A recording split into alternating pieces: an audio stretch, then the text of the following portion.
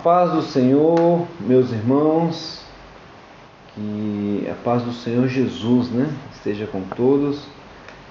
Hoje nós estamos no nosso 106º dia da nossa leitura anual da Bíblia. E eu gostaria de fazer um comentário rápido aqui do capítulo 19 e capítulo 20 do primeiro livro dos Reis.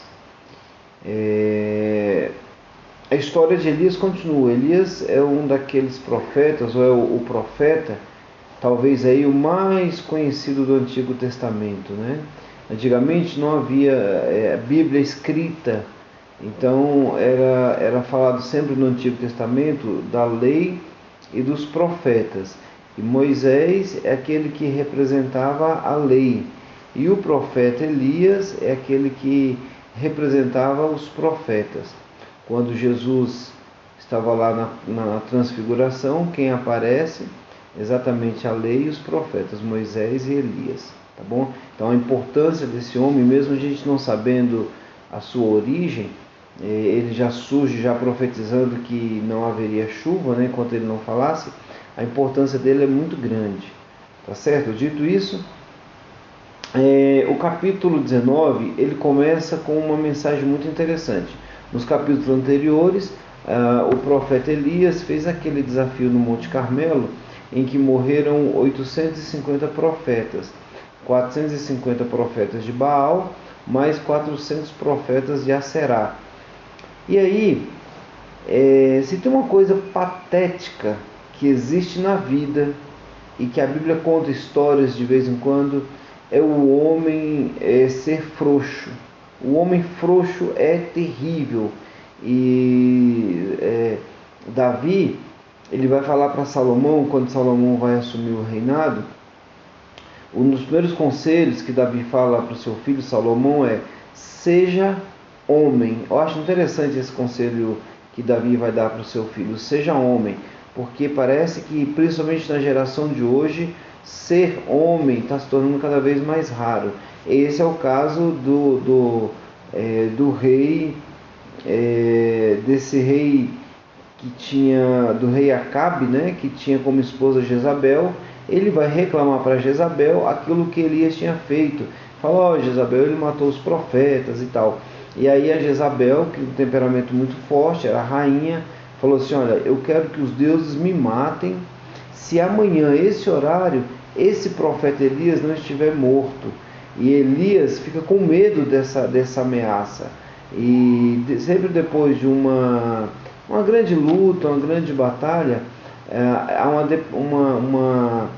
uma questão muito forte da depressão. Sempre depois de uma luta, há uma tendência forte da pessoa ficar pensativa e tudo mais. E Elias resolve então, fica muito triste, e aí vai embora.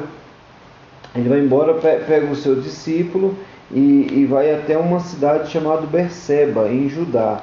Chegando lá, ele dispensou o seu discípulo e veio uma tristeza tão grande que ele teve vontade de morrer.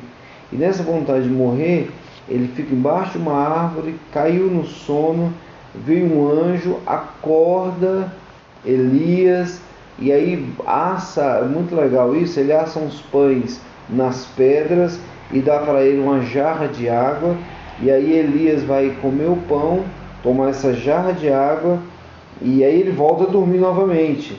E aí o anjo vai lá e acorda, fala: rapaz, você tem que comer porque a sua viagem é longa. Aí ele come de novo, toma água, e aí, gente, por incrível que pareça, ele faz uma caminhada de 40 dias e 40 noites, andando, vai parar lá no Monte Sinai. Quando ele chega no Monte Sinai, Deus vai falar com ele. Só que antes dele chegar lá, Deus ele vai se manifestar,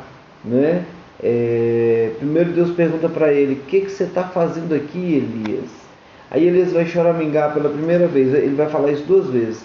Ah, Senhor, não tem ninguém, eu estou sozinho, está todo mundo desviado, só eu que sou crente aqui, só eu que oro, só eu que busco.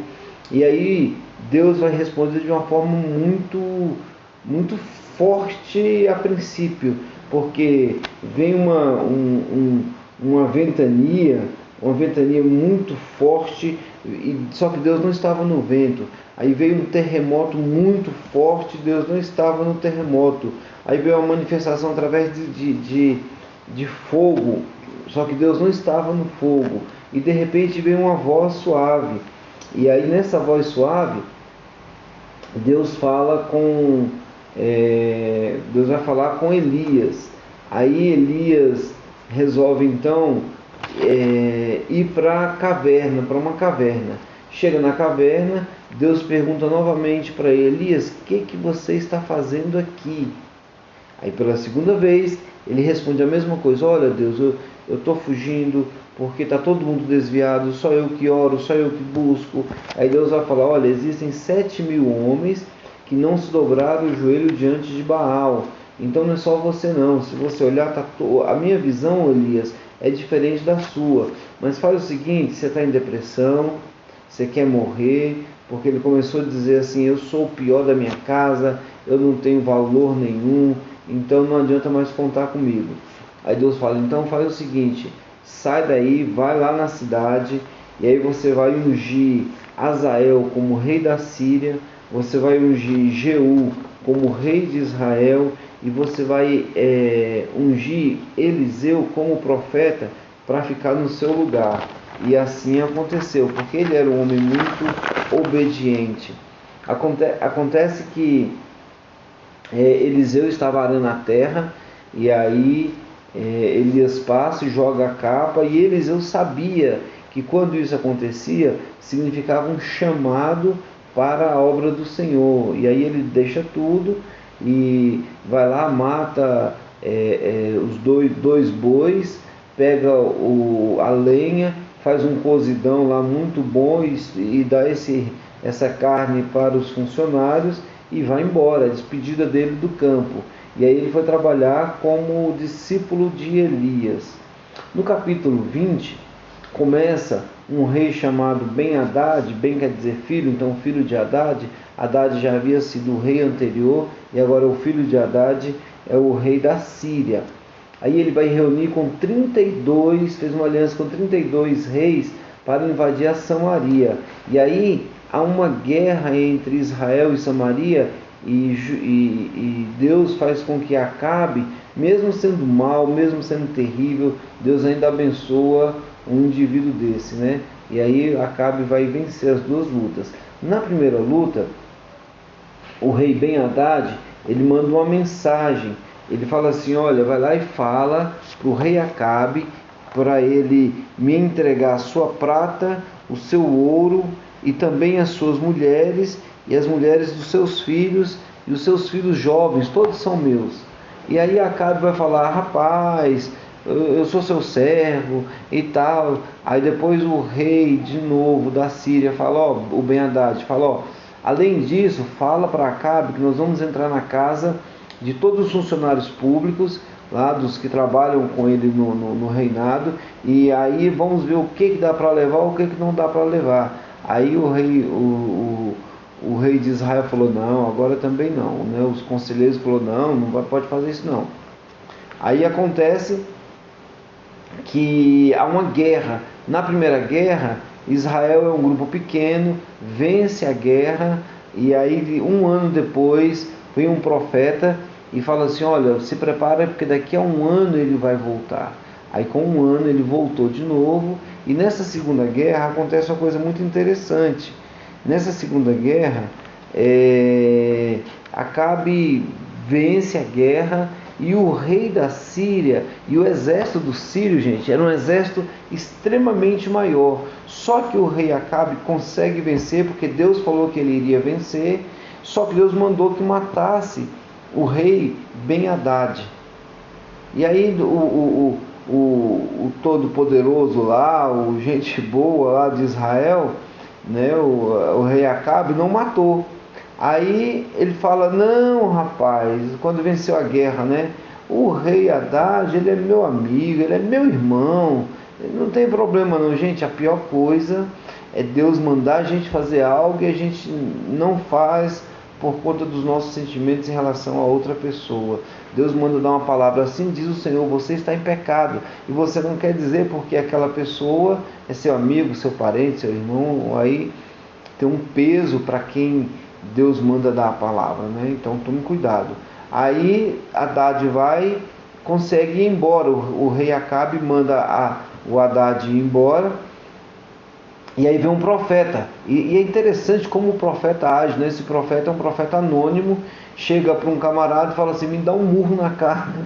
Me dá um murro na cara. O cara: não, rapaz, não vou dar um murro na sua cara, não. Falou: então só porque você desobedeceu a ordem de Deus, quando você sair daqui vai vir um leão e vai te matar e vai te comer. E aí aconteceu, o cara se afastou, veio um leão e matou ele.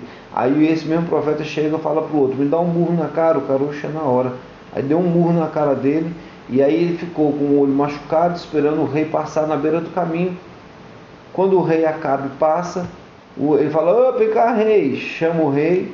E aí o rei fala assim: o que foi? Ele falou: ó, tinha um camarada aí que estava sob o meu comando, e ele tinha que ser preso, foi condenado, e eu não sei o que aconteceu, ele escapou. E a lei fala que eu deveria então pagar com a morte. Aí o rei fala assim: então é isso que vai acontecer com você. Você então vai ser morto, ou você vai pagar 30 moedas de prata. E aí o profeta tira o manto lá, Acabe reconhece que é o profeta, fala: ó, esse homem é você. Você deixou o rei da Síria vivo, e Deus falou para você matar o rei Ben-Hadad. E você não matou. Então na sua casa haverá morte. Dá uma profecia muito pesada. E aí o rei Acabe fica chateado. Gente, resumo da história: se Deus mandou você fazer algo, faça. Se Deus te orientou a fazer alguma coisa, faça. Não queira colocar o seu sentimento no lugar da vontade de Deus. Tá bom? Que Deus abençoe e tenha uma excelente leitura.